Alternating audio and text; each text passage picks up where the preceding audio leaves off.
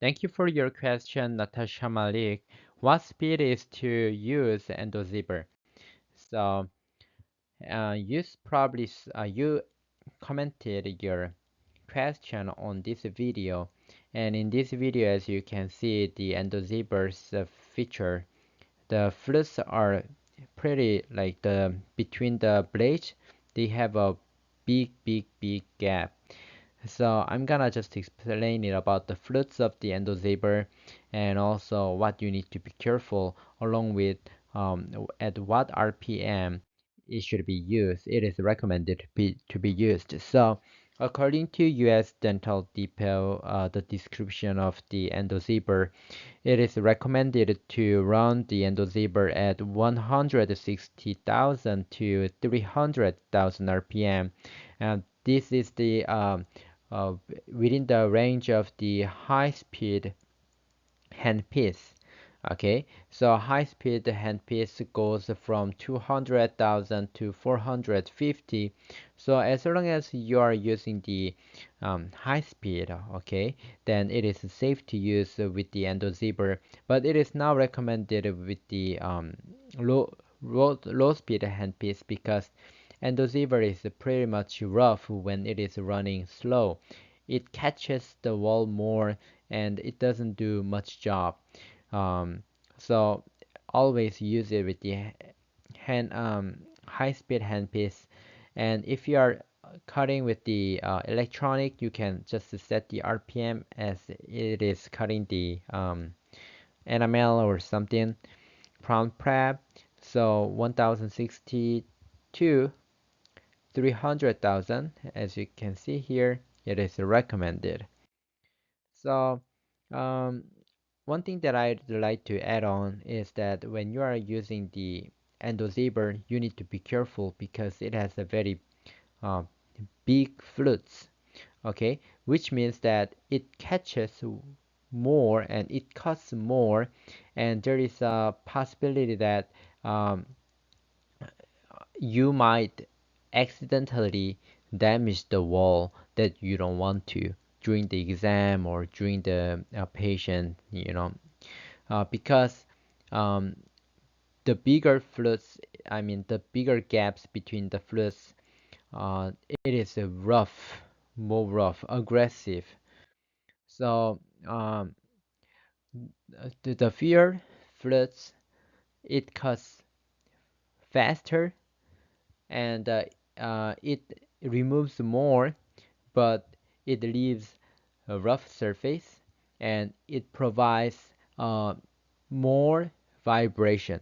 Okay, um, and if it has a more fluid, of course, smooth surface finish and stable cutting, less chatter, and slower cutting and clogs easily. Yeah, clogs easily. These are the disadvantage.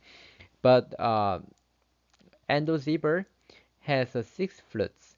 So one, wait, one, two, three, four, five, six. Okay, so it looks pretty aggressive. These are all the cutting sides. Okay, so Endo zebra pretty much cuts very aggressively.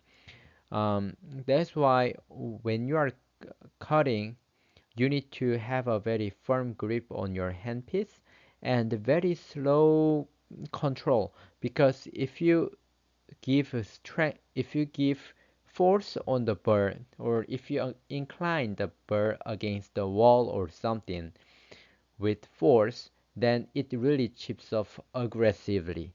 That's what students experience while they're working on typodont teeth or 8x teeth, endo teeth. Okay, so usually the finishing carbide burst has like 12 to 30 flutes, while endo Z burr, since it is a cutting burr, it has a 6 flute.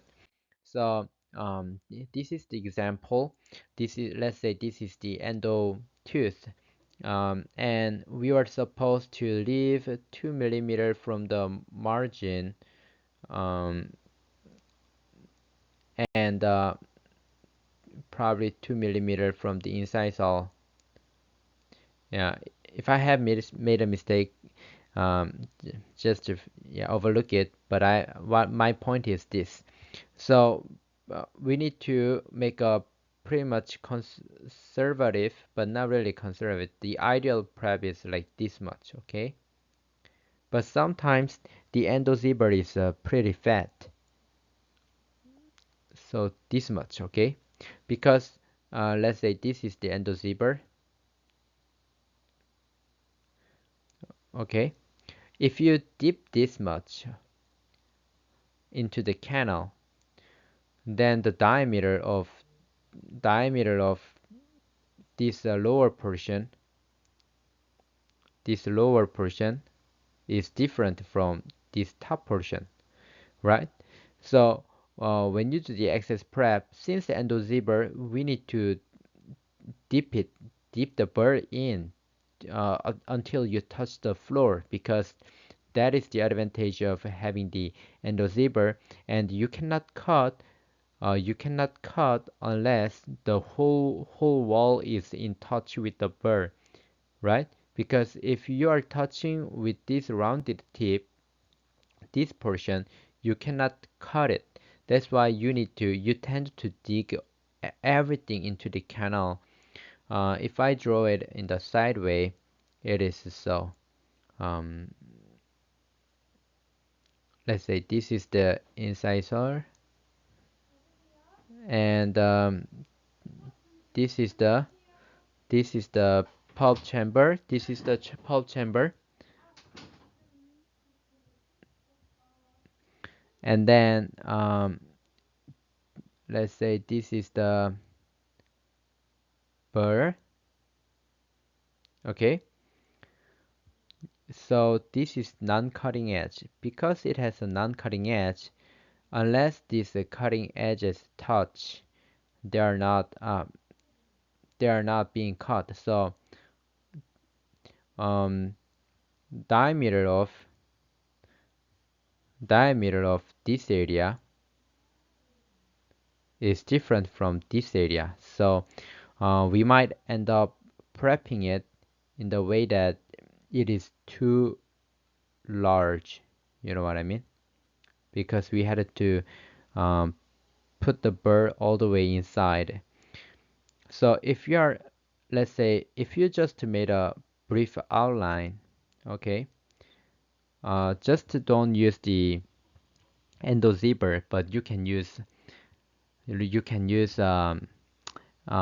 straight crown prepper, or you can use just inclining it, using only touching, letting the endo zipper this portion to touch to make the cover surface line a pretty small diameter, small rounded corners, not bulky like this.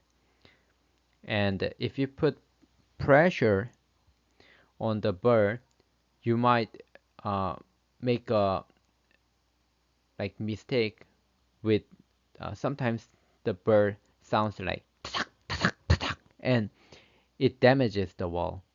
I don't know whether you have experienced, but I experienced it a lot. Like whenever I try to um, widen the wall with the endo zebra, sometimes it just pops, you know, and damages the wall in the way that I don't want it to happen. So let's say on the molar, the prep is like this.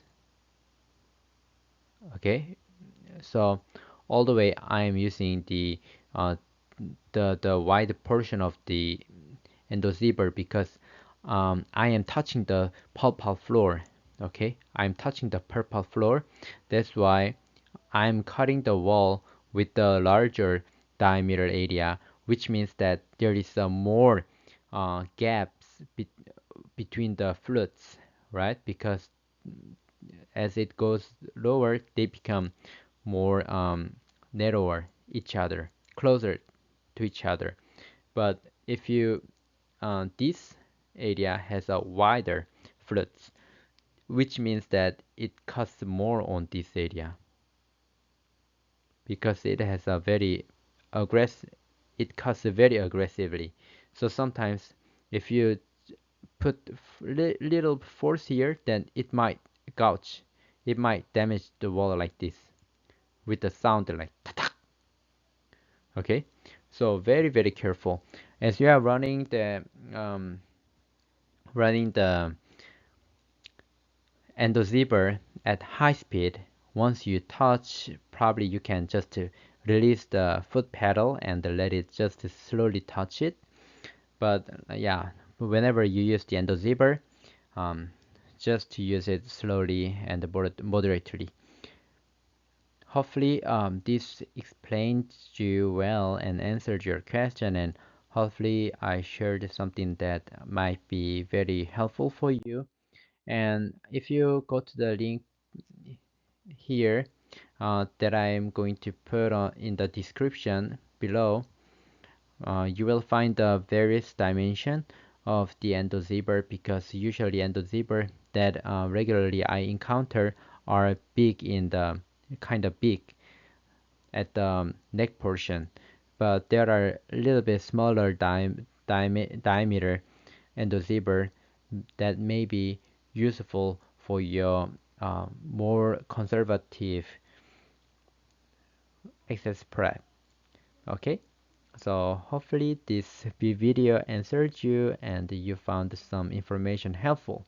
May God bless you and all the best.